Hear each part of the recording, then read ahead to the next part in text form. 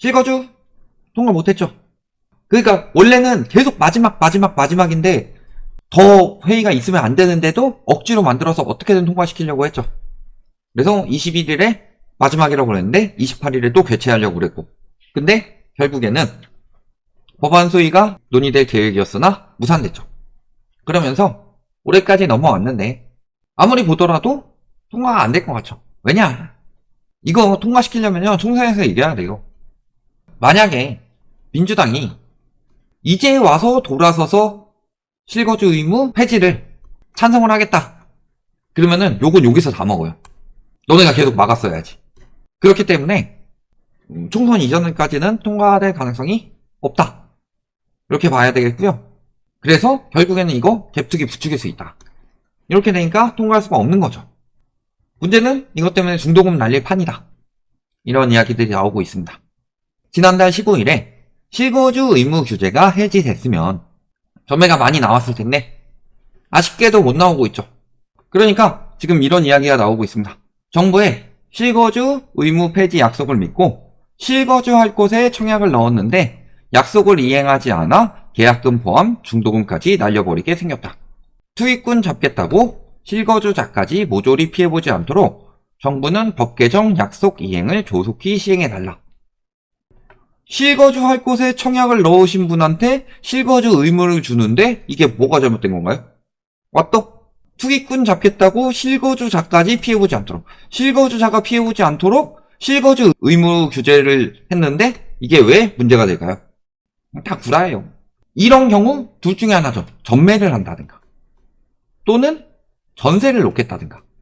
그러니까 실거주 의무가 걸리는 거죠. 전매를 한다는 건 분양권 투기꾼이고 전세를 놓는다는 건 나중에 들어가겠다, 이런 마음이더라도 그러면 당장 분양받아서 경쟁률을 올리고 막 이럴 이유가 없었죠. 즉 갭투기꾼이거나 또는 당장 실거주가 안 되는 사람들. 그렇다는 것은 실거주 의무 때문에 내가 실거주를 못했다, 법 이행을 조속히 실행해달라, 이거는 뭔가 잘못된 거죠. 여름이라서 카페에서 따뜻한 커피를 아예 안 팝니다. 그랬더니 거기 들어가가지고 아니 나는 아이스 아메리카노를 먹으려고 그랬는데 왜 따뜻한 아메리카노 안 팔어? 1,000원 넣는 거예요. 막 거기다가 별점 테러 놓는 거예요. 이런 경우를 두 글자로 이야기를 하죠. 진상이다. 말도 안 되는 소리를 하고 있는 거다. 그런 거고요. 지금 둔촌주공 분양가 자체도 말이 안 된다고 그랬어요. 너무 비싸다고 그랬죠. 그러니까 분양받은 사람들이 왜 문제냐. 실거주 의무 폐지 확정 나지도 않았는데 정부말 믿고 들어갔다가 중도금까지 날릴 판인데 분양가는 너무 비싸다는 거예요.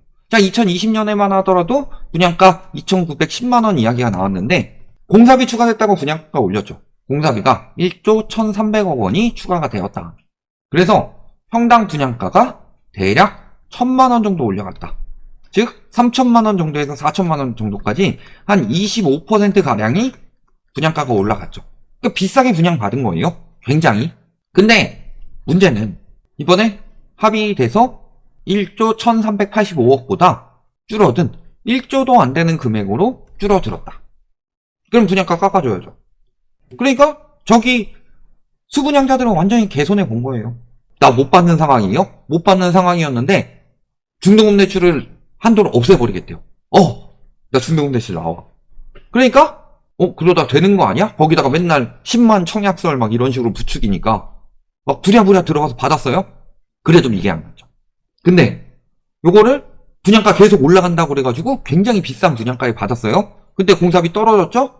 근데 안 깎아줘요.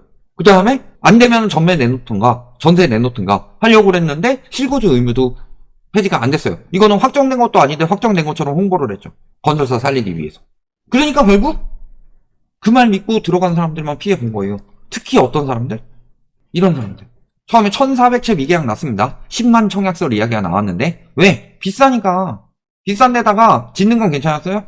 앞집 사람과 인사할 수 있을 정도였는데 여기도 입주되고 나서 완전히 또 완벽하게 공사가 잘 될 것이다 라고 확정 지을 수가 없는 게 요즘 막 그 공사비 올라갔다고 날림으로 짓는 곳들이 한두 군데가 아니라서 그러죠. 물론 여기가 100% 그렇다는 이야기는 아닙니다. 그런데 예를 들어 얼마 전에 동산 레이크자이 이름 그대로 집안에 레이크 호수가 생겼죠. 그런 일 생기지 말한 법 있냐. 그런 거고 그 다음에 결국엔 이 1,400채 중에서 899가구 800여 가구라고 해놓고서 알고 보니 거의 900가구였어요. 그것도 굉장히 작은 거. 그런데도 저런 것들 나중에 잘 팔릴 거다. 1인 가구 많아서 뭐 어쩌고 저쩌고 하면서 막 해가지고 분양 받았어요. 뒤늦게 들어가는 사람들 자금 여력 때문에 굉장히 고민이 많으셨던 분들이죠. 어떻게 되겠어요? 완전히 속은 거예요. 물론 욕심이 없었다고 이야기를 할 수는 없겠지만 보통 사기 당하는 것도 욕심 때문에 사기 당하죠. 그런데 거기서 피해자를 욕할 수가 있겠느냐? 왜냐면 피해를 봤기 때문에. 피해도 안 보고 운 좋으면 돈 벌고 이랬으면은 욕 좀 먹어도 되지만 피해를 본 거잖아요, 지금. 그렇다고 해서 책임지고 실거주 의무를 폐지해야 된다? 이거는 부동산 시장에 맞지 않는 소리고. 그런 상황인 거고, 지금 짓는 것도 제대로 이행되고 있지 않아요? 여기뿐만이 아니라. 지금 보시면 학교 문제 생겼죠. 학령 인구 감소로. 집값 올라가가지고 학령 인구가 계속 감소하고 있는데 학교가 들어올 것이라고 철석같이 믿으면 안 된다. 그래서 초중학교 신설이 부적절하다는 결론을 내렸다. 그러니까 지금 이야기에 나오는 게 다른 데 있는 학교 이전시키자. 근데 거기는 왜 이전을 해야 돼요? 그 사람들이 피해 볼 텐데. 그렇다고 또 여기 안노찬이 초품화 하려고 그랬는데 실패한 거고. 양쪽 다 이런 꼴이 나는 거죠. 앞으로 재건축 단지들은 다 이럴 상황이다. 기부 체납한 학교 용지에 학교를 지을 수 없게 될 가능성이 굉장히 높아졌다. 앞으로 재건축 단지에 초품화 찾기가 굉장히 힘들어질 거예요. 그러니까 초품화 된다고 해서 그 말 믿고 들어갔다가는 딱 저런 꼴 날 수도 있는 거다. 이런 상황까지 잘 생각을 해보시면은 그 작년에 분양 받았던 사람들 굉장히 큰일 난 겁니다. 그리고 분양가는 앞으로 떨어질 수밖에 없어요. 분양가 왜 떨어진다고 그랬어요? 결국에는 수요와 공급인데 지금 버는 소득 수준에서는 지금 나오는 분양가를 감당할 수가 없다. 실질적으로요. 이번에 오늘 기사 엄청 뜨더라고요. 3년 동안 공사비가 30% 정도 올랐는데 올 한 해만 분양가가 40% 올랐다고 합니다. 합리적인 분양가임. 그럼에도 불구하고 계속 정부에서는 공급 부족 언급을 하고, 그러니까 자재비 인상, 인건비 인상, 고인플레이션으로 분양가는 계속 올라갈 것이다. 이런 말들 믿고 작년에 분양받은 사람들은 완전히 망한 거다.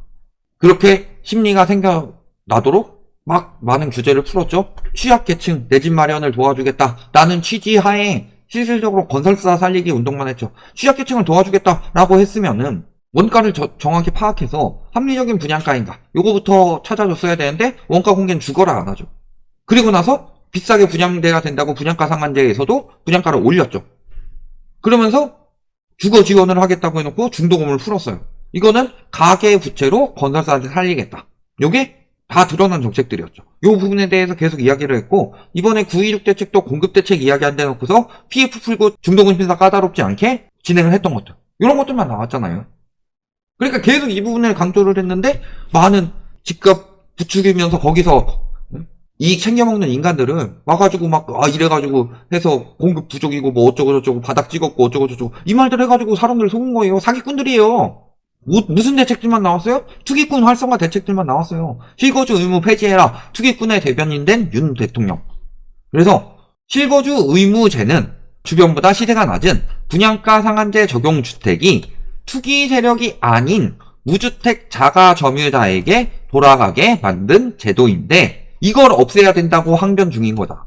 그래서 실질적으로 실거주 의무가 폐지되지 않더라도 실거주를 전제로 들어가는 사람들은 아무 문제가 없고 문제가 생기는 사람들은 투기 목적으로 일반 분양 물량을 분양받은 수분양자들이다. 이들은 실거주 의사가 없어서 전세를 놓든가 아니면 전매를 내든가 이렇게 하려고 했는데 발등에 불이 떨어진 거다. 이걸 왜 자꾸 풀어줘야 된다고 계속 이야기를 하고 있냐.